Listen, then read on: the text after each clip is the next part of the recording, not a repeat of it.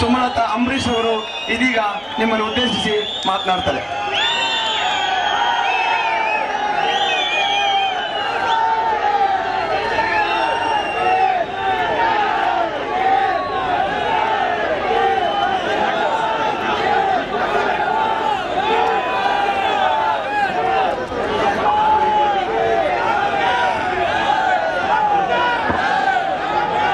ಮಂಡ್ಯದ ಸ್ವಾಭಿಮಾನ ಜನತೆಗೆ ನನ್ನ ಹೃತ್ಪೂರ್ವಕ ವಂದನೆಗಳು.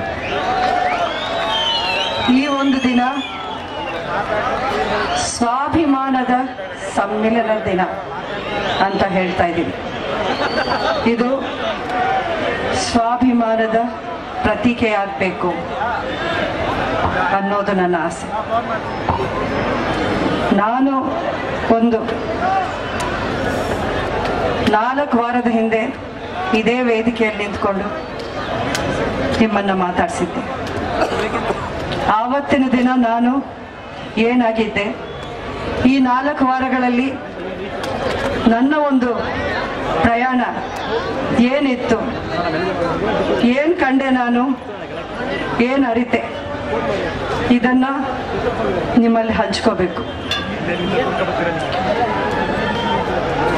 ಈ 4 ವಾರಗಳಲ್ಲಿ ನಾನು ಮಂಡ್ಯದ ಜನತೆಯಲ್ಲಿ ದೇವರನ್ನ ನೋಡಿದೆ. ದೇವರನ್ನ ಯಾಕೆ ಅಂದ್ರೆ, ನಾನು ನನ್ನ ಪ್ರಾಣಕ್ಕಿಂತ ಹೆಚ್ಚಾಗಿ ಪ್ರೀತಿಸ್ತಿದ್ದ ನನ್ನ ಅಂಬಿಯನ್ನ ಕಳ್ಕೊಂಡಿರೋ ನೋವನ್ನ ಮರೆತು ನೀವು ತೋರಿಸಿರೋ ಪ್ರೀತಿ ಇದೆಯಲ್ಲ, ನನ್ನ ಅಂಬರೀಷ್ ಎಲ್ಲೂ ಹೋಗಿಲ್ಲ, ನಿಮ್ಮಲ್ಲೇ ಇದ್ದಾರೆ, ನೀವೇ ಉಳಿಸ್ಕೊಂಡಿದ್ದೀರಾ ಅನ್ನೋ ಭಾವನೆ ನೀವು ಕೊಟ್ಟಿದ್ದೀರಾ. ಇದು ದೇವರಿಂದಾನೇ ಸಾಧ್ಯ. ನೀವೇ ನನಗೆ ಆ ದೇವರಾಗಿದ್ರಿ. ಇದೊಂದು ಕಡೆ ಇದ್ರೆ, ರಾಜಕಾರಣರಲ್ಲಿ ಬೇಜಾರಾಗತ್ತೆ ಈ ಮಾತು ಹೇಳಕ್ಕೆ. ರಾಕ್ಷಸತ್ವನ ನೋಡಿದೆ,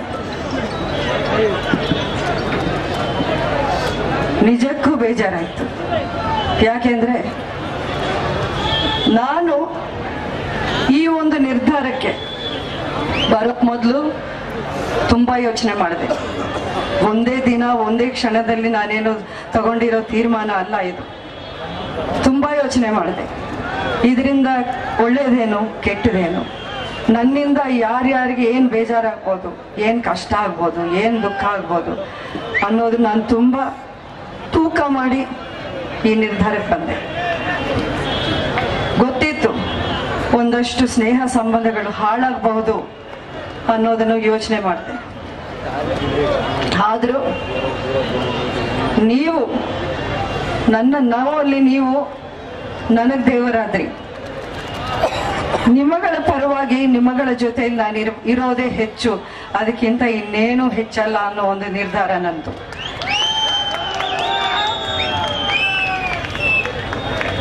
ಈ ಒಂದು ಹಿನ್ನೆಲೆಯಲ್ಲಿ ನನ್ನ ಬೆಂಬಲಕ್ಕೆ ನಾನು ಈ ಮೊದಲನೇ ಹೆಜ್ಜೆ ಹಾಕಿದಾಗ ನಂದು ಒಂಟಿ ಹೋರಾಟ. ಆದರೆ ಇವತ್ತದು ಒಂಟಿ ಹೋರಾಟ ಇಲ್ಲ. ನನ್ನ ಬೆಂಬಲಕ್ಕೆ ಧೈರ್ಯವಾಗಿ ಬಹಿರಂಗವಾಗಿ ನಿಂತಿರುವಂತ ಕಾಂಗ್ರೆಸ್ ಪಾರ್ಟಿ ಕಾರ್ಯಕರ್ತರನ್ನ ಮೊದಲನೇದಾಗಿ ನಾನು ನೆನೆಸ್ಕೊತೀನಿ. ಉಚ್ಚಾಟನೆ ಮಾಡಿದ್ರು, ಹೊರಗೆ ಹಾಕಿದ್ರು, ಆದ್ರೂ ಚಿಂತೆ ಇಲ್ಲ, ಸ್ವಾಭಿಮಾನವನ್ನು ನಾವು ಬಿಟ್ಟುಕೊಡಲ್ಲ ಅನ್ನೋ ಒಂದು ಮಾತನ್ನ ಹೇಳಿದ್ರು ನೋಡಿ. ಮೊದಲನೇದಾಗಿ ಸ್ವಾಭಿಮಾನ, ಅವ್ರಿಗೆ ನನ್ನ ಹೃತ್ಪೂರ್ವಕ ಕೃತಜ್ಞತೆಗಳು. ಅವರು ಇವತ್ತಿನ ದಿನ ಕಾಂಗ್ರೆಸ್ ಪಾರ್ಟಿಯಿಂದ ಉಚ್ಚಾಟನೆ ಹಾಕಿದ್ರು. ನಾನು ಯಾವತ್ತೂ ಅವರ ಕೈ ಬಿಡುವ ಪ್ರಶ್ನೆ ಇಲ್ಲ. ಈ ಒಂದು ವೇದಿಕೆ ಮೂಲಕ ನಾನು ಹೇಳೋಕೆ ಇಷ್ಟಪಡ್ತೀನಿ, ನನ್ನ ಬೆಂಬಲಕ್ಕೆ ನಿಂತಿರುವ ನೀವು, ನಿಮ್ಮ ಜೊತೆಯಲ್ಲಿ ನಾನು ಎಂದೆಂದಿಗೂ ಇರುತ್ತೀನಿ. ಆ ಮಾತನ್ನ ನಾನು ಮರೆಯಲ್ಲ. ಇನ್ನೊಂದು ವಿಷಯ ಹೇಳಬೇಕು. ಈ ಒಂದು 4 ವಾರದಲ್ಲಿ ನಾನು ನೋಡ್ತಾ ಬಂದಿದ್ದೀನಿ, ನಾನು ಒಂದಷ್ಟು ಕಡೆಗೆ ಹೋದಾಗ ಜನರ ಮನದಲ್ಲಿ ಏನಿದೆ, ಸಮಸ್ಯೆಗಳೇನಿವೆ ತಿಳ್ಕೊಳ್ಳೋ ಒಂದು ಪ್ರಯತ್ನ ಮಾಡಿದ್ದೆ. ಹೋದ ಕಡೆ ರೈತರು ಒಂದಷ್ಟು ಮಾತುಗಳನ್ನ ಹೇಳಿ ನೊಂದುಕೊಂಡು ಹೇಳೋರು, ನಾವು ಕಷ್ಟದಲ್ಲಿದ್ವಿ, ಸಾಲ ಮನ್ನಾ ಆಯ್ತಾ? ಇಲ್ಲ, ಆಗಿಲ್ಲ. ಅದರ ಬಗ್ಗೆ ಏನ್ ಮಾಡಬೇಕು? ನೀವು ನಮಗೆ ನಿಂತ್ಕೊಂಡು ನಿಮ್ಮಿಂದ ನಮ್ಗೆ ಉಪಕಾರ ಆಗ್ಬೇಕು. ಯಾಕೆಂದ್ರೆ ಸುಳ್ಳು ಭರವಸೆ ಕೊಟ್ಟು ನಮ್ಮ ಕೈಲಿ ವೋಟ್ ಹಾಕಿಸ್ಕೊಂಡು ಹೋದವರು ಈವರೆಗೂ ನಮ್ಮನ್ನ ಆ ಭರವಸೆನ ಅವರು ಪೂರೈಸಿಲ್ಲ, ಆ ಭರವಸೆನ ಅವರು, ಆ ಮಾತನ್ನ ಅವರು ಉಳಿಸ್ಕೊಂಡಿಲ್ಲ ಅನ್ನೋಂಥ ಮಾತು ಹೇಳಿದ್ದಾರೆ. ಇನ್ನೊಂದಷ್ಟು ಕಡೆಗೆ ಹೋದಾಗ ಆ ರೋಡ್ಗಳನ್ನ ತೋರಿಸಿದ್ರು. ಈ ರೋಡ್ಗಳು ತುಂಬಾ ಅಧ್ವಾನವಾಗಿದೆ, ನೋಡಿ ನೀವಾದ್ರೆ MP ಆದ್ರೆ ನಮಗೆ ನಮ್ಮೂರಿಗೆ ಒಂದು ಒಳ್ಳೆ ರೋಡ್ನ ಹಾಕ್ಕೊಡಿ ಅನ್ನೋಂಥ ಮಾತು ಹೇಳಿದ್ರು. ಇನ್ನೊಂದಷ್ಟು ಕಡೆ ನೋಡಿ ಕೆರೆಗಳು ನೀರೇ ಇಲ್ಲ, ಇದಕ್ಕೇನಾದ್ರೂ ವ್ಯವಸ್ಥೆ ನೀವು ಮಾಡಬೇಕು. ನಾನಂದ್ರೆ ನಿಮ್ಮ ಶಾಸಕರಿದ್ದಾರೆ, ನೀವು ವೋಟ್ ಹಾಕಿ ಗೆಲ್ಲಿಸಿ ಕಳಿಸಿದಿರ, ಅವ್ರೇನು ಮಾಡಲ್ವಾ? ಇಲ್ಲ, ಅವ್ರೇನು ಮಾಡಲ್ಲ. ಏನಕ್ಕೆ ಮಾಡಲ್ಲ? ಈ ಭಾಗದಲ್ಲಿ ನಾವು ಕಾಂಗ್ರೆಸ್ ಪಕ್ಷಕ್ಕೆ ಹೆಚ್ಚಾಗಿ ವೋಟ್ ಹಾಕಿದ್ವಿ, ಹಾಗಾಗಿ ಅವ್ರು ಈ ಭಾಗದಲ್ಲಿ ಏನೂ ಮಾಡಲ್ಲ ಅನ್ನೋ ಮಾತನ್ನ ಅವ್ರು ಹೇಳ್ತಾರೆ ಅಂತ ಕೇಳಿದೆ. ಇದು ಒಂಥರ ವೆಂಡೆಟ್ಟಾ ಪಾಲಿಟಿಕ್ಸ್ ಅಂತಾರಲ್ಲ, ಸೇಡಿನ ರಾಜಕಾರಣ. ಅಂದ್ರೆ ಜನರ ಮೇಲೆ, ಸಾಮಾನ್ಯ ಜನರ ಮೇಲೆ ನೀವು ನಿಜಕ್ಕೂ ಯಾವ ರೀತಿಯ ನಿಮ್ಮ ನಿಜ ಸ್ವರೂಪ ಎಲೆಕ್ಷನ್ ಗೆದ್ದ ಮೇಲೆ ನೀವು ತೋರಿಸ್ತಿದ್ದೀರಾ ಅನ್ನೋದಕ್ಕೆ ಒಂದು ನಿದರ್ಶನ ಇದೆ. ಇನ್ನು ಮಹಿಳೆಯರನ್ನ ಮಾತಾಡಿಸಿದೆ. ಮಹಿಳೆಯರು ಇರ್ತಾರೆ, ಸ್ತ್ರೀ ಶಕ್ತಿ ಸಂಘಗಳು. ನಮಗೂ ಒಂದಷ್ಟು ಸಾಲ ಇದೆ, ನನ್ನ ಮಾಹಿತಿ ಪ್ರಕಾರ 10,000 ಕೋಟಿ ಅಷ್ಟು ಸಾಲ ಇದೆ. ಏನಾಯ್ತು ಅದ್ರ ಬಗ್ಗೆನೂ ಭರವಸೆ ಕೊಟ್ಟರು, ಮಾಡಿಲ್ಲ. ಯಾವ ಒಂದು ಲಾಭನೂ ನಮ್ಗೆ ಬಂದಿಲ್ಲ, ಯಾವ ಸಾಲನೂ ನಮಗೆ ಮನ್ನಾ ಆಗಿಲ್ಲ ಅನ್ನೋ ಮಾತು ಹೇಳಿದ್ರು. ಇನ್ನು ಈ ಒಂದು ವಿಷಯ, ಈ ಒಂದು ಟಾಪಿಕ್ಸ್ ಬಗ್ಗೆ ನನಗೂ ಚರ್ಚೆ ಮಾಡಬೇಕು ಅಂತ ಇತ್ತು. ಮಾಧ್ಯಮದವರು, ಮಾಧ್ಯಮ ಮಿತ್ರರು ಪಾಪ ಅವರು ಬಿಸಿಲಲ್ಲಿ ದಿನ ನಮ್ಮ ಜೊತೆಯಲ್ಲಿದ್ರು, ದಿನ ಬಂದು ನನ್ನನ್ನು ಕೇಳೋರು. ಈ ವಿಷಯಗಳನ್ನ ನಾನು ಹಂಚ್ಕೋಬೇಕು ಅಂತ ಇತ್ತು ನನಗೆ. ಇದೇನು ಈ ಟಾಪಿಕ್ ಬರುತ್ತೆ, ಇನ್ನೊಂದು ಮಾತು ಅವ್ರು ಹೇಳೋರು, ನಿಮ್ಮ ಬಗ್ಗೆ ಈ ರೀತಿಯ ಹೇಳಿಕೆ ಫಲಾನ ಶಾಸಕರು ಹೇಳಿದ್ರು, ನಿಮ್ಮ ಬಗ್ಗೆ ಈ ಮಾತನ್ನ ಮುಖ್ಯಮಂತ್ರಿಗಳು ಹೇಳ್ತಾ ಇದ್ದಾರೆ, ನಿಮ್ಮ ಬಗ್ಗೆ ಇನ್ನೊಂದು ಏನಿದೆ ನನ್ಗೆ ಅರ್ಥ ಆಗ್ತಿಲ್ಲ. ಅಂದ್ರೆ ನಾನು ಈ ಸ್ಪರ್ಧೆ ಮಾಡಿರೋದೇ ತಪ್ಪ? ಅಂದ್ರೆ ಇವ್ರ ವಿರುದ್ಧ ಯಾರು ಸ್ಪರ್ಧೆ ಮಾಡಬಾರ್ದ? ಏನಕ್ಕೆ ಸ್ಪರ್ಧೆ ಮಾಡಬಾರ್ದು? ಅಂದ್ರೆ ಎಲೆಕ್ಷನ್ ಅಂದ್ಮೇಲೆ ಅವರೊಬ್ಬರೇ ಅಭ್ಯರ್ಥಿ ಆಗ್ಬೇಕು ಅಂತ ಅವ್ರಿಗೇನಾದ್ರೂ ಇತ್ತ? ನನಗೆ ಗೊತ್ತಾಗ್ತಾ ಇಲ್ಲ. ಇರ್ಲಿ, ಏನೇ ಇರ್ಲಿ, ನಾನು ಉತ್ತರ ಕೊಡ್ಲಿಲ್ಲ, ಇದು ಯಾವುದಕ್ಕೂ ನಾನು ಉತ್ತರ ಕೊಡ್ಲಿಲ್ಲ. ಆದ್ರೆ ಬೇಜಾರಾಗೋ ವಿಷಯ ಒಂದೊಂದಾಗಿ ಒಂದೊಂದು ದಿನ ಈ 4 ವಾರದಲ್ಲಿ ಯಾವುದ್ರ ಬಗ್ಗೆ ನೀವು ಒಂದು ಗೌರವ ಇಟ್ಕೊಂಡಿದ್ದೀರಾ ನನಗದು ಗೊತ್ತಾಗ್ಬೇಕು.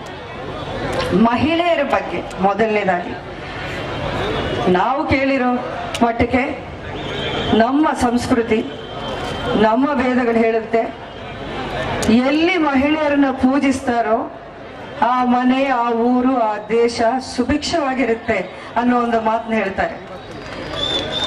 ಇವರಲ್ಲಿ ಒಬ್ಬರಿಗಾದ್ರೂ ಮಹಿಳೆಯರ ಬಗ್ಗೆ ಗೌರವ ಆಯ್ತಾ? ಒಂದು ಮಾತಲ್ಲಿ ಆ ಗೌರವ ನಿಮಗೆ ಯಾರಿಗಾದ್ರೂ ಅನ್ಸಿದ್ರೆ ನಿಜಕ್ಕೂ ನಾನು ಒಪ್ಕೊಂಡ್ಬಿಡ್ತೀನಿ. ಯಾರು ಯಾವ ಒಂದು ಸಮಯದಲ್ಲೂ ಮಹಿಳೆಯರ ಬಗ್ಗೆ, ಅದು ಯಾವ ಪರಿಸ್ಥಿತಿಯಲ್ಲಿ ನಾನಿದ್ದೆ ಆವತ್ತಿನ ದಿನ ಅನ್ನೋದನ್ನ ಮರೆತು ಮಾತಾಡ್ತಾ ಇದ್ರು. ಮಹಿಳೆಯರು ಬಿಡಿ, ರೈತರ ಬಗ್ಗೆ ಕಾಳಜಿ ಇದೆಯಾ? ಇಲ್ಲ. ಯಾಕೆಂದ್ರೆ ನೀವು ಸುಳ್ಳು ಭರವಸೆ ಕೊಟ್ಟು ನೀವು ಎಲೆಕ್ಷನ್ ಗೆಲ್ಲೋಕೆ ಮಾತ್ರ ನಿಮ್ಮ ಮಾತುಗಳನ್ನ ಕೊಟ್ಟು ನೀವು ಬಂದ್ರಿ. ಸೈನಿಕರ ಬಗ್ಗೆ ಗೌರವ ಇದೆಯಾ ನಿಮಗೆ? ಏನ್ ಹೇಳ್ತಾರೆ ಮಾನ್ಯ ಮುಖ್ಯಮಂತ್ರಿಗಳು ಸೈನಿಕರ ಬಗ್ಗೆ? 2 ಹೊತ್ತು ಊಟಕ್ಕೆ ಗತಿ ಇಲ್ಲದೆ ಅವರು ಹೋಗಿ ಸೈನ್ಯದಲ್ಲಿ ಜಾಯ್ನ್ ಆಗ್ತಾರೆ ಅನ್ನೊಂದು ಮಾತು ಹೇಳ್ತಾರೆ. ಅಂದ್ರೆ ನಿಮ್ಗೆ ಈ ರಾಜ್ಯದ ಮಹಿಳೆಯರ ಬಗ್ಗೆ ಗೌರವ ಇಲ್ಲ, ಸೈನಿಕರ ಬಗ್ಗೆ ಗೌರವ ಇಲ್ಲ, ರೈತರ ಬಗ್ಗೆ ಕಾಳಜಿ ಇಲ್ಲ. ಬರೀ ನಿಮ್ಮ ನಿಮ್ಮ ಕುಟುಂಬ, ನಿಮ್ಮ ಮಕ್ಕಳು, ನೀವು ಬೆಳಿಬೇಕು, ನೀವು ಅಭಿವೃದ್ಧಿ ಆಗ್ಬೇಕು. ಇನ್ನು ಅದನ್ನು ಬಿಟ್ಟರೆ ಇನ್ನು ಯಾರ ಬಗ್ಗೆನೂ ನಿಮ್ಗೆ ಕಾಳಜಿ ಇಲ್ಲ, ಯಾರ ಬಗ್ಗೆನೂ ಗೌರವ ಇಲ್ವಾ? ಅಂದ್ರೆ ನಿಮ್ಮ ಕುಟುಂಬಕ್ಕೆ ವಿರುದ್ಧವಾಗಿ ಯಾರಾದ್ರೂ ಸ್ಪರ್ಧೆ ಮಾಡಿದ್ರೆ ಅವರನ್ನ ಈ ರೀತಿ ನೀವು ತೇಜೋವಧೆ ಮಾಡಿ ಆತ್ಮಸ್ಥೈರ್ಯವನ್ನು ಕುಗ್ಗಿಸುವ ಒಂದು ಮಾತುಗಳು ಪ್ರತಿದಿನ ಮಾಡೋದೇ ನಿಮ್ಮ ಕೆಲಸನ? ಒಂದು ದಿನ ನೀವು ಮಾತಾಡಿದ್ರ ಅಭಿವೃದ್ಧಿ ಬಗ್ಗೆ? ಅಥವಾ ಯಾಕೆ ರೈತರ ಸಾಲ ಮನ್ನಾ ಆಗಿಲ್ಲ ಅನ್ನೋ ಮಾತನ್ನ ನೀವು ಒಂದು ದಿನ ಮಾಡಿದ್ರ? ಮಾಡಿಲ್ಲ. ಅದನ್ನ ಡೈವರ್ಟ್ ಮಾಡೋ ಮಾತುಗಳು ಬೇಕಾದಷ್ಟು ಮಾಡಿದ್ದೀರಾ. ಡೈವರ್ಟ್ ಮಾಡೋ ಮಾತುಗಳು ಇಷ್ಟು ದಿನ ನಾನು ನೋಡ್ತಾ ಇದ್ದೀನಿ. ನಾನು ಬೇರೆ ಯಾರು ಅಲ್ಲ, ನೀವು ಅಣ್ಣ ಅಣ್ಣ ಅಣ್ಣ ಅಂತ ಕರೀತಾ ನಿಮ್ಮ ಸ್ನೇಹಿತನ ಹೆಂಡತಿ. ನಾನು ನಿಮ್ಮ ಸ್ನೇಹಿತನ ಹೆಂಡತಿ. ಗಂಡನನ್ನು ಕಳ್ಕೊಂಡಿರೋ ಒಂದು ಪರಿಸ್ಥಿತಿಯಲ್ಲಿ ನೀವು ನನ್ನ ಬೆಂಬಲಕ್ಕೆ ನಿಂತ್ಕೊಳ್ಳದೆ ಇದ್ರು ಪರವಾಗಿಲ್ಲ, ಈ ರೀತಿಯ ಮಾತುಗಳು ಆಡ್ತಿರಲ್ಲ, ಇದೇ ಸ್ನೇಹಕ್ಕೆ ನೀವು ಕೊಡೋ ಬೆಲೆ, ಸ್ನೇಹಕ್ಕೆ ನೀವು ಕೊಡೋ ಗೌರವ. ಅಂದ್ರೆ ಸ್ನೇಹಿತರ ಬಗ್ಗೆನೂ ನಿಮ್ ಗೌರವ ಇಲ್ಲ ಅಂತ ಅಲ್ಲಿಗಾಯ್ತು. ಒಬ್ಬಳೇ ನಾನು ನಿಂತಿದ್ದೀನಿ, ಧೈರ್ಯವಾಗಿ ನಿಂತಿದ್ದೀನಿ. ಅಧಿಕಾರ ಪಕ್ಷ, ಸರ್ಕಾರ, ಮೈತ್ರಿ ಸರ್ಕಾರ, 8 ಜನ MLAಗಳು,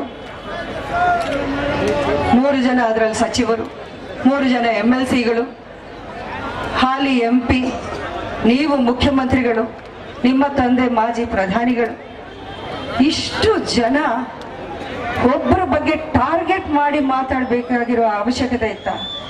ನೀವೇನೆಲ್ಲ ಮಾಡಿರ್ಬೋದು ನಿಮ್ಮ ದೇಶಕ್ಕೆ, ನಿಮ್ಮ ರಾಜ್ಯಕ್ಕೆ, ಅದ್ರ ಬಗ್ಗೆ ಯಾಕೆ ನೀವು ಮಾತಾಡ್ತಿಲ್ಲ?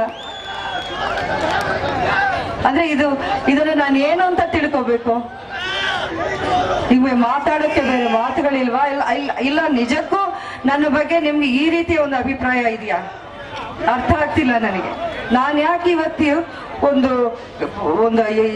ಒಂದು ಕ್ರಿಮಿನಲ್ ತರ, ಒಂದು ಅಕ್ಯೂಸ್ಡ್ ಪೊಸಿಷನ್ ಅಲ್ಲಿ ನನ್ನ ಇಟ್ಟು ನೀವು ಆರೋಪಗಳು ಮಾಡ್ತಿದ್ದೀರಲ್ಲ, ಏನಕ್ಕೆ ನಾನು ಮಾಡಿರೋ ಅಪರಾಧ ಏನು ಅನ್ನೋದು ನನಗೆ ಗೊತ್ತಾಗ್ಬೇಕಿವತ್ತು.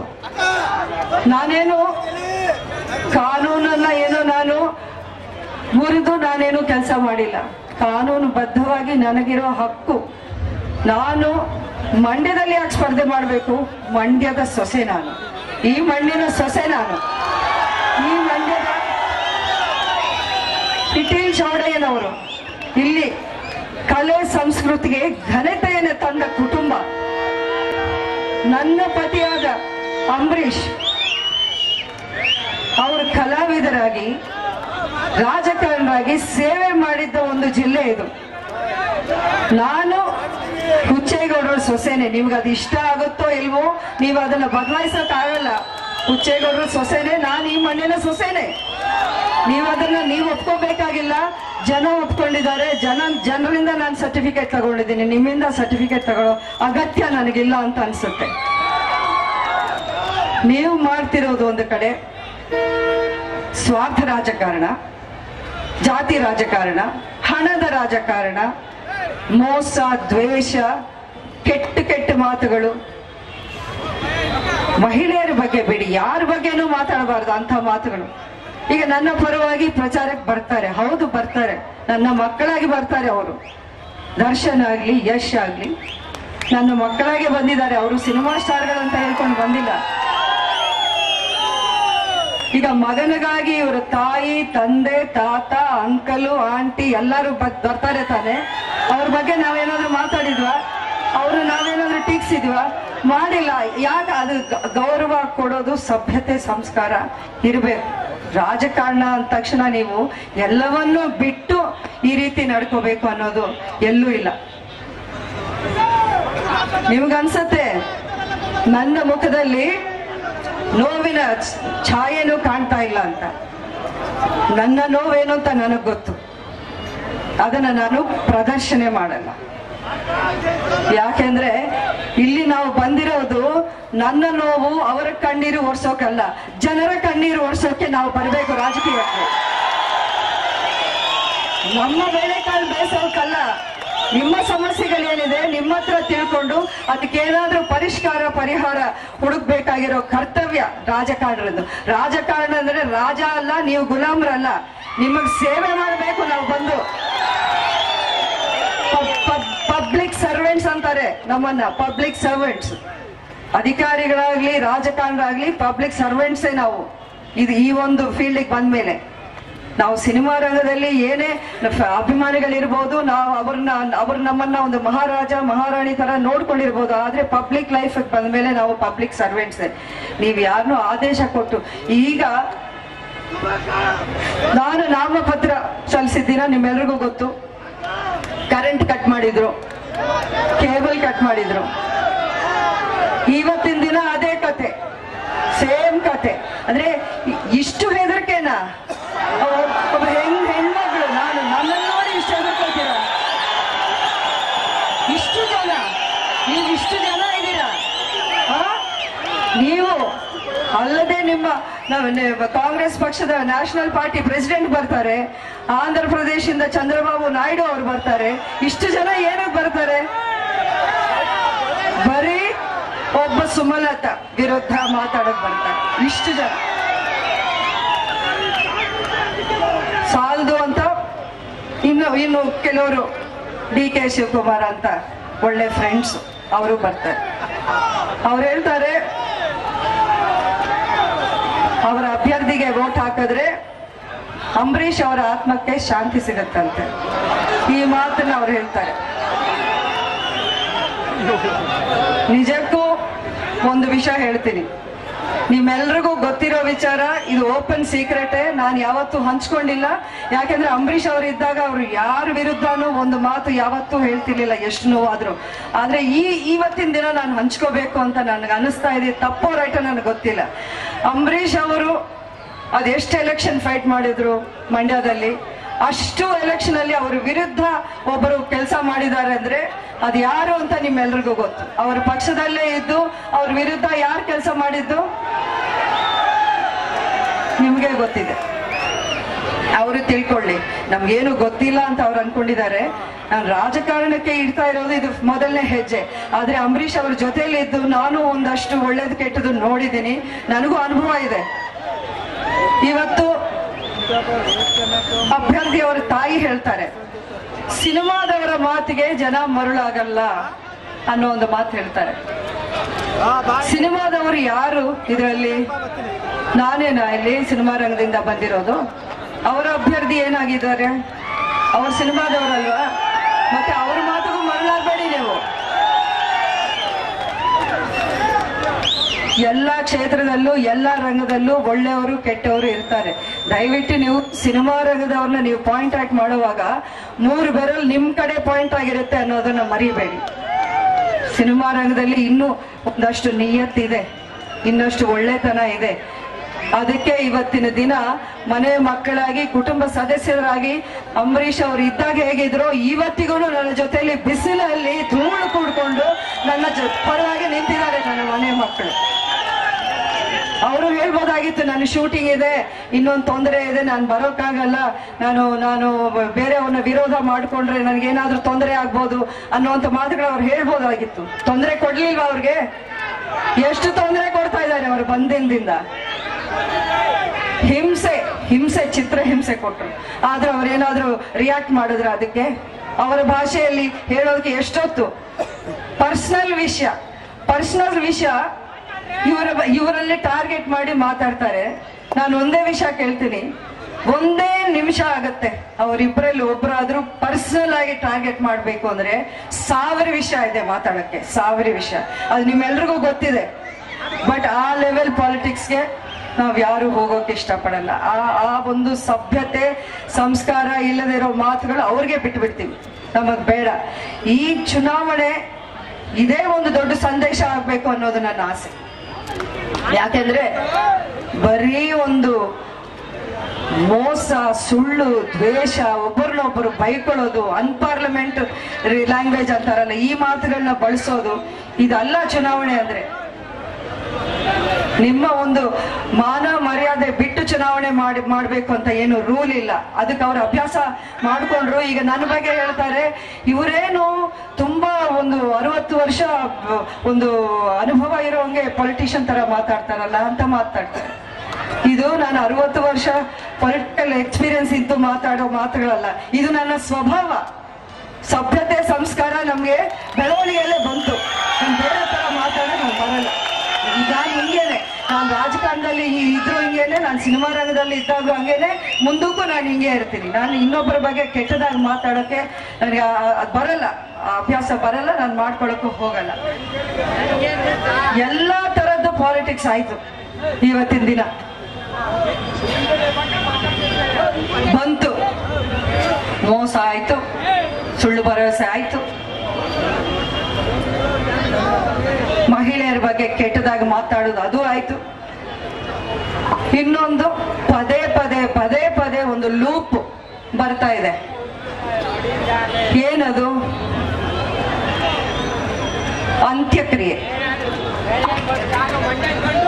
ಅಂದ್ರೆ ಅಂತ್ಯಕ್ರಿಯೆಯ ರಾಜಕಾರಣ. ಎಷ್ಟು ಬಾರಿ ಹೇಳ್ತೀರಾ ನೀವು? ಅಂಬರೀಷ್ ಅವರ ಪಾರ್ಥಿವ ಶರೀರವನ್ನ ಮಂಡ್ಯಕ್ಕೆ ಕರ್ಕೊಂಡ್ ಬಂದಿದ್ದು ನಾನೇ. ನಾನಿಲ್ಲ ಅಂದ್ರೆ ಇದು ಆಗ್ತಾನೆ ಇರ್ಲಿಲ್ಲ. ನಾನು ಒಂದೇ ಪ್ರಶ್ನೆ ಕೇಳಬೇಕು, ಅಂಬರೀಷ್ ಅವರು ಯಾರಾಗಿದ್ರು? ಅಂಬರೀಷ್ ಅವರೇನು ಝೀರೋನಾ? ಅಂಬರೀಷ್ ಅವರು ಝೀರೋ ಆಗಿದ್ರ? ನೀವು ಈ ತರ ಒಂದು ಫೇವರ್ ಮಾಡಿದೀನಿ ಅಂತ ಮಾತಾಡ್ತಿದಿರಲ್ಲ, ಯಾರು ಅಂಬರೀಷ್? ಅಂಬರೀಷ್ ಈ ಮಣ್ಣಿನ ಮಗ, ಮಂಡ್ಯದ ಗಂಡು ಅಂತ ಗುರ್ತಿಸ್ಕೊಂಡ ಈ ಮಣ್ಣಿನ ಮಗ. ಅವರು ಕಲಾವಿದರಾಗಿ 45 ವರ್ಷಗಳ ಸೇವೆ ಇತ್ತು ಅವರದು. 3 ಬಾರಿ ಇಲ್ಲಿಂದ ಸಂಸತ್ನಾಗಿ ಮಾಡಿ ನೀವು ಕಳಿಸಿದಿರ ಡೆಲ್ಲಿಗೆ. ಕೇಂದ್ರ ರಾಜ್ಯದಲ್ಲಿ ಅವರು ಸಚಿವರಾಗಿದ್ರು. ಅವ್ರಿಗೇನು ಅರ್ಹತೆ ಇರ್ಲಿಲ್ವಾ? ಯೋಗ್ಯತೆ ಇರ್ಲಿಲ್ವಾ ಅವ್ರಿಗೆ? ರಾಜ್ಯದ ಒಂದು ಸ್ಟೇಟ್ ಆನರ್ಸ್ ಕೊಟ್ಟು ನೀವು ಕಳಿಸಿದ್ರ, ನಿಜಕ್ಕೂ ನನಗೆ ಆ ಕೃತಜ್ಞತೆ ಇದೆ. ಬಟ್ ಆ ಅರ್ಹತೆ ಅಂಬರೀಷ್ ಇತ್ತು. ಜನ ಕೇಳ್ಕೊಂಡ್ರು, ನನಗೂ ಗೊತ್ತಿದೆ. ಅವತ್ತು ಅಬ್ಬಿ ಬಂದು ಹೇಳಿದ ತಕ್ಷಣ ಅವ್ರ ರಿಯಾಕ್ಷನ್ ಹೇಗಿತ್ತು ಅಂತ. ನಾನ್ ನಿಜಕ್ಕೂ ಇವತ್ತು ನಾನು ಹಂಚ್ಕೋತಾ ಇದ್ದೀನಿ. ಇವೆಲ್ಲ ಪಬ್ಲಿಕ್ ಅಲ್ಲಿ ಮಾತಾಡೋ ಮಾತುಗಳೇ ಅಲ್ಲ ಅಂತ ನನ್ನ ಅನಿಸಿಕೆ. ಆದ್ರೆ ನೀವು ನನ್ನನ್ನು ಫೋರ್ಸ್ ಮಾಡ್ತಾ ಇದ್ದೀರಾ. ಇವೆಲ್ಲ ನಾನು ನನ್ನ ಕಡೆಯಿಂದ ಎಕ್ಸ್ಪ್ಲೇನ್ ಮಾಡೋಕೆ ನಿಮ್ಮಿಂದ ನನಗೆ ಒಂದು ಒತ್ತಡ. ನೀವು ಅಂದ್ರೆ ನೀವಲ್ಲ, ಅವರು. ಅದನ್ನ ಪದೇ ಪದೇ ಹೇಳ್ತಾರಲ್ಲ. ನಾನು ಯಾವ ವಿಷಯವನ್ನ ಮರೆತು, ನೋವನ್ನ ಮರೆತು, ನಾನು ನಿಮ್ಮಲ್ಲಿ ನಾನು ನಿಮ್ಮವಳಾಗಿ ನಾನಿರ್ಬೇಕು ಅಂತ ಬಂದು ಪದೇ ಪದೇ ಆ ನೋವನ್ನ ನನಗೆ ಜ್ಞಾಪಕ ಬರೋಂಗೆ ಮಾಡ್ತಿರೋದು ಯಾರು? ನೀವು ಹೇಳಿ. ಪದೇ ಪದೇ ಇದೇ ಮಾತುಗಳು. ಇಲ್ಲ ಇಲ್ಲ ಇಲ್ಲ ಇಲ್ಲ ಇಲ್ಲ ಇಲ್ಲ ನಾನು ಮೊದಲು ಕಣ್ಣೀರ್ ಹಾಕಿದಾಗ ಆ ಕಣ್ಣೀರಲ್ಲಿ ನೋವಿತ್ತು. ಇವತ್ತಿನ ಕಣ್ಣೀರಲ್ಲಿ ನನಗೆ ಧೈರ್ಯ ಇದೆ. ನೀವೆಲ್ಲ ಇದ್ದೀರಲ್ಲ ನನ್ನ ಜೊತೆ, ಆ ಧೈರ್ಯ ಇದೆ. ಇದ್ರ ಹಿಂದೆ ನೋವಿಲ್ಲ. ಆವತ್ತು ಅಬ್ಬಿ ಬಂದು ಹೇಳಿದ್ದು ನಿಜ. ತಪ್ಪಾಗತ್ತೆ, ಕರ್ಕೊಂಡು ಹೋಗಿಲ್ಲ ಅಂದ್ರೆ ತಪ್ಪಾಗತ್ತೆ. ನಾನು ಮಾತಾಡೋ ಒಂದು ಪರಿಸ್ಥಿತಿಲೇ ಇಲ್ಲ. ಯಾರೇ ನನ್ನಂತ ಒಂದು ಪರಿಸ್ಥಿತಿಯಲ್ಲಿ ಯಾರೇ ಇದ್ರು ಅದು ಈ ಮಾತನ್ನ ಅರ್ಥ ಮಾಡ್ಕೋತಾರೆ. ನಾನು ಯಾವ ಒಂದು ಶಾಕ್ ಅಲ್ಲಿದ್ದೆ, ಯಾವ ಒಂದು ಮಾನಸಿಕ ಪರಿಸ್ಥಿತಿಲಿದ್ದೆ ಆ ಕ್ಷಣ ಅಂತ. ಅವಾಗ ಅವ್ರೇನಂದ್ರು, ನಾನು ಒಂದು 500 ಬಸ್ಸುಗಳನ್ನ ನಾನು ಮಂಡ್ಯದಿಂದ ನಾನು ಜನರ ಬಂದು ಅವ್ರನ್ನ ನೋಡೋಕೆ ನಾನು ಅರೇಂಜ್ ಮಾಡ್ತೀನಿ ಅಬ್ಬಿ, ಅಲ್ಲಿ ಕರ್ಕೊಂಡು ಹೋಗೋದು ಕಷ್ಟ ಅನ್ನೋ ಮಾತು ಹೇಳಿದ್ರು. ಅದಕ್ಕೆ ಇನ್ನೊಬ್ರು ಬಂದು ಹೇಳಿದ್ರು, ಅಲ್ಲಿ ಪಕ್ಕದಲ್ಲಿ ಯಾರೋ ಇದ್ರು ಅವರ ಪಾರ್ಟಿನವರು. ಅವ್ರು ವಾಪಸ್ ಬಂದು ಹೇಳ್ತಾರೆ, ಜನ ಅಲ್ಲಿ ಏನಂತಿದಾರಣ್ಣ, ನಾವು ಕರ್ಕೊಂಡು ಹೋಗದೆ ಇದ್ರೆ ತುಂಬಾ ತಪ್ಪಾಗತ್ತೆ. ನೀವ್ಯಾರ್ರಿ ನಮ್ಗೆ ಬಸ್ ದುಡ್ಡು ಕೊಡೋಕೆ? ನಮ್ಮ ಅಂಬರೀಷ್ ಅಣ್ಣ, ನೀವ್ಯಾರು ಬಸ್? ನಮ್ಗಿಲ್ವಾ ಹಣ ನಾವು ಹಾಕೊಂಡ್ ಬರೋಕೆ?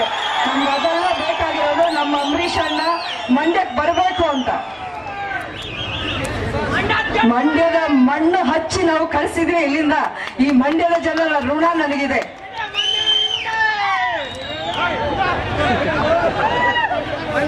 ಇದನ್ನ ಪದೇ ಪದೇ ಹೇಳೋದ್ರಲ್ಲಿ ಅರ್ಥ ಏನು ಅಂದ್ರೆ, ನಾನು ನಿಂತ್ಕೊಂಡು ಎಲ್ಲ ಸಕಲ ಸರ್ಕಾರ ಗೌರವದಿಂದ ಅವರನ್ನ ನಾನು ಕಳಿಸ್ಕೊಟ್ಟಿದ್ದೀನಿ.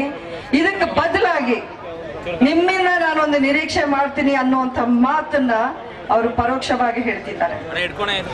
ಹೇಳ್ಬೇಕಾಗಿತ್ತು ನನಗೆ ಆವತ್ತಿನ ದಿನಾನೇ.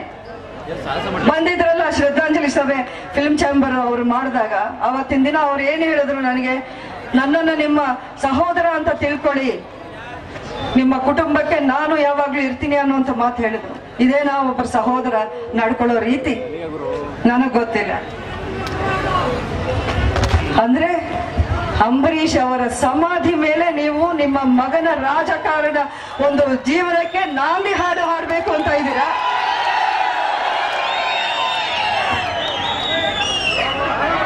ಇದೆಂತ ರಾಜಕಾರಣ,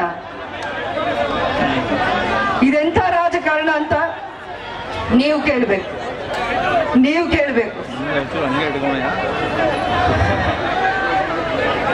ನಿಮ್ಮ ಕೊಡುಗೆ ಏನು, ನಿಮ್ಮ ಕೊಡುಗೆ ಏನು? ಮಾತೆತ್ತಿದ್ರೆ ಪ್ರಚಾರಕ್ಕೆ ಬರ್ತಾರೆ, ಅವರೆಲ್ಲಿದ್ರು ರೈತರು ಆತ್ಮಹತ್ಯೆ ಮಾಡ್ಕೊಂಡಾಗ ಅಂತ ಕೇಳ್ತಾರೆ. ನಾನು ಹೇಳೋದು, ನಿಮ್ಮನ್ನ ನಂಬಿ ನಿಮಗೆ ವೋಟ್ ಹಾಕಿ ನೀವೇನು ಭದ್ರಕೋಟೆ ಅಂತ ಹೇಳ್ತಿದ್ದೀರಲ್ಲ, ನೀವೆಲ್ಲ ಚೆನ್ನಾಗಿ ಕೆಲಸ ಮಾಡ್ತಿದ್ದೀರಾ, ರೈತರನ್ನ ನೋಡ್ಕೋತಿದ್ದೀರಾ ಅಂತ ನಂಬಿ ನಾವು ಆರಾಮಾಗಿದ್ವಿ. ನೀವು ಈ ತರ ಮಾಡ್ತಿದ್ದೀರ ಅಂತ ಗೊತ್ತಿದ್ರೆ ಅವತ್ತೇ ದರ್ಶನ ಬರೋರು, ಅವತ್ತು ಯಶ ಬರೋರು, ಇಡೀ ಚಿತ್ರರಂಗನ ವಂಶ ಬರ್ತಿತ್ತೇನೋ. ಇವಾಗ ಗೊತ್ತಾಗ್ತಾ ಇದೆ ನಾವು ಮಾಡಿರೋದು ಎಂತ ತಪ್ಪು ಅಂತ. ಜನಕ್ಕೆ ಗೊತ್ತಾಗ್ಬೇಕು. ನೀವು ಆಶೀರ್ವಾದ ಮಾಡಿ ಕಳಿಸಿದ್ರಲ್ಲ, ಅವ್ರು ಯಾವ ರೀತಿ ಅಭಿವೃದ್ಧಿ ಮಾಡ್ತಿದ್ದಾರೆ ಅನ್ನೋಂತ ವಿಷಯವನ್ನ ನೀವು ತಿಳ್ಕೊಬೇಕು. ಇವತ್ತು ಕೊಡುಗೆ ಏನು? ಇನ್ನೊಬ್ಬರು ಕೇಳ್ತಾರೆ, ನಿಮ್ಮ ಮನೆಗೆ ಬಂದೆ ನೀವು ಒಂದು ಲೋಟ ನೀರು ಕೊಡಲ್ವಂತೆ.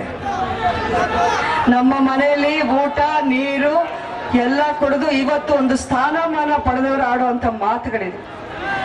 ನಾನು ಇದಕ್ಕೊಂದೇ ಉತ್ತರ ಕೊಡ್ತೀನಿ. ಅಂಬರೀಷ್ ಅವರು ಯಾವತ್ತೂ ಒಂದು ಮಾತು ಹೇಳೋರು ನಮ್ಮ ಮನೆಗೆ ಬರೋರ್ಗೆ, ಸ್ವಾಮಿ ನಾವು ಮಂಡ್ಯದವರು, ನಾವು ಜೀವ ಕೊಡ್ತೀವಿ, ನೀರು ಕೊಡಲ್ಲ ಅಂತ.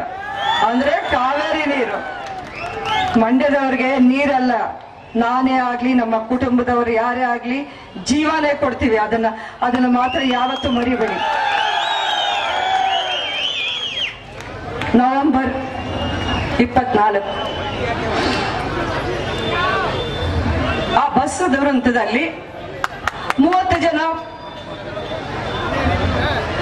ಪ್ರಾಣ ಕಳ್ಕೊಂಡ್ರು. ಅದನ್ನ ಪದೇ ಪದೇ ನೋಡ್ತಾ ಇದ್ರು. ಆವತ್ತು ಒಂದು 25 ಬಾರಿ ನೋಡ್ತಾನೆ ಇದ್ರು ಟಿವಿಯಲ್ಲಿ. ಅವ್ರ ಕಣ್ಣಲ್ಲಿ ನೀರು ಬರ್ತಾನೆ ಇತ್ತು. ನಮ್ಮೆಲ್ಲರಿಗೂ ಟೆನ್ಷನ್ ಆಯ್ತು. ಬೇಡಿ, ಇದನ್ನ ನೋಡ್ಬೇಡಿ, ಇಲ್ಲ ನನ್ನ ಕೈಲಿ ಹೋಗೋಕ್ ಆಗ್ತಿಲ್ಲ. ಯಾಕಂದ್ರೆ ಆರೋಗ್ಯ ಸರಿ ಇಲ್ಲ, ಅವ್ರಿಗೆ ಆರೋಗ್ಯ ಸರಿ ಇಲ್ಲ. ಹಾಗಾಗಿ ನಾನು ಇವತ್ತು ಹೋಗೋಕ್ ಆಗ್ತಿಲ್ಲ. ಅದನ್ನ ನೋಡಿ ಆ ವಿಷಯಕ್ಕೆ ಅದೇನಾಯ್ತು ನನ್ಗೆ ಗೊತ್ತಿಲ್ಲ, ಎದೆ ಹೊಡೆದು ಎದೆ ನಿಂತೋಗಿತ್ತು. ಅಂದ್ರೆ ಮಂಡ್ಯದ ಜನ ಇದನ್ನ ಅರ್ಥ ಮಾಡ್ಕೋಬೇಕು, ಅಂಬರೀಷ್ ಅವರ ಕೊಡುಗೆ ಏನು ಅಂತ.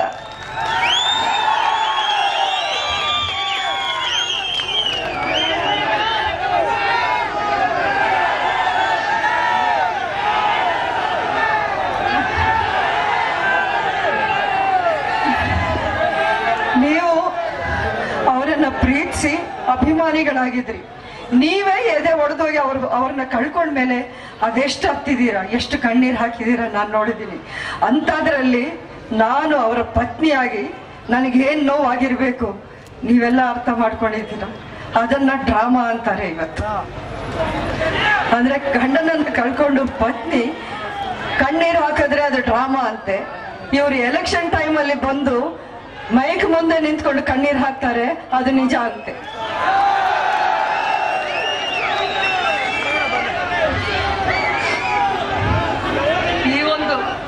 ಈ ಒಂದು 4 ವಾರದಲ್ಲಿ ಹೇಳೋದಲ್ಲ, ಬೇಕಾದಷ್ಟು ಕಲಿತಿದ್ದೀನಿ. ಮನುಷ್ಯರಲ್ಲಿ ಯಾವ ಒಂದು ದೃಷ್ಟಿ ನೋಡಬಾರದು ಅದನ್ನು ನೋಡಿದ್ದೀನಿ.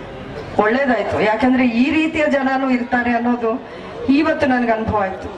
ಅಂಬರೀಷ್ ಅವ್ರು ಇದ್ದಾಗ ಅವ್ರು ತುಂಬಾನೇ ನನ್ನ ಕಾಪಾಡ್ಕೊಂಡು ಬಂದಿದ್ರು. ಯಾವುದೊಂದು ವಿಷಯಕ್ಕೂ ನನ್ನನ್ನ ರಾಜಕಾರಣಕ್ಕೆ ಯಾಕೆ ಬರಬೇಡಿ ಅಂತ ಹೇಳಿದ್ರಂದ್ರೆ, ನನಗೆ ಗೊತ್ತಿದ್ರಲ್ಲಿರೋ ಕಷ್ಟ, ನೀನು ಕಷ್ಟಪಡಬಾರ್ದು, ನನ್ನ ಮಗ ಕಷ್ಟಪಡಬಾರ್ದು, ನೀವು ಆರಾಮಾಗಿರ್ಬೇಕು, ನೀನು ನನ್ನ ಮನೆಯಲ್ಲಿ ಮಹಾರಾಣಿ, ನೀನು ಮಹಾರಾಣಿ ತರಾನೇ ಇರು ಅನ್ನೋಂಥ ಮಾತುಗಳನ್ನ ಹೇಳ್ತಾ ಇದ್ರು. ಆದ್ರೆ ನಾನು ಇವತ್ತು ನಿಮ್ಮ ಜೊತೆಯಲ್ಲಿ ನಾನಿದ್ದು ನಾನು ಇದನ್ನ ಮಾಡದೇ ಇದ್ರೆ ನಾನು ನಿಮ್ಮೆಲ್ರಿಗೂ ಅಲ್ಲ, ಅಂಬರೀಷ್ ಅವರ ನೆನಪಿಗೆ ಮಾಡಿರುವಂತ ದ್ರೋಹ ಆಗತ್ತೆ ಅಂತ ನನಗನ್ಸು ಯಾವುದಿಲ್ಲ. ಯಾರನ್ನು ವಿರೋಧ ಮಾಡೋಕೆ ನಾನು ಇದನ್ನ ಹೋಗಿಲ್ಲ. ನನಗೆ ಇನ್ನೂ ಬೇಜಾರಿದೆ, ಇದರಿಂದ ಒಂದಷ್ಟು ಸ್ನೇಹ ಸಂಬಂಧ ಹಾಳಾಯ್ತು, ಅದರ ಬೇಜಾರು ನನಗಿದೆ.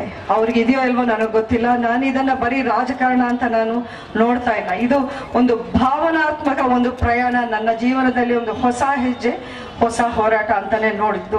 ನಾನು ಈ ಹೊಸ ಹೆಜ್ಜೆ ಮೊದಲನೇ ಹೆಜ್ಜೆ ಹಾಕಿದಾಗ ಇದು ಬರೀ ಭಾವನಾತ್ಮಕವಾಗಿತ್ತು. ಆದ್ರೆ ಇವತ್ತು ನಾನು ನೋಡ್ಕೊಂಡು ಬಂದಿರೋದು ಈ ಒಂದು 4 ವಾರದಲ್ಲಿ ಆ ಚಿತ್ರನೇ ಬೇರೆ, ಆ ಸನ್ನಿವೇಶನೇ ಬೇರೆ.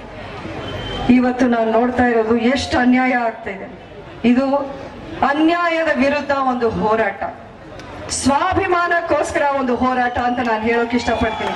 ನೀವು ಆವತ್ತು ಮಂಡ್ಯದ ಜನ ಹೇಳಿದ್ರು, ನಮ್ಮಣ್ಣನ್ ನೋಡೋಕೆ ನೀವ್ಯಾರ್ರಿ ದುಡ್ಡು ಕೊಡೋಕೆ ಅಂತ. ಅದು ಮಂಡ್ಯದ ಸ್ವಾಭಿಮಾನ ಅಂದ್ರೆ. ಆ ಸ್ವಾಭಿಮಾನನೇ ಇವತ್ತಿನ ದಿನ ನಿಮ್ಮನ್ನ ನಾನು ಕೇಳ್ತಾ ಇದ್ದೀನಿ.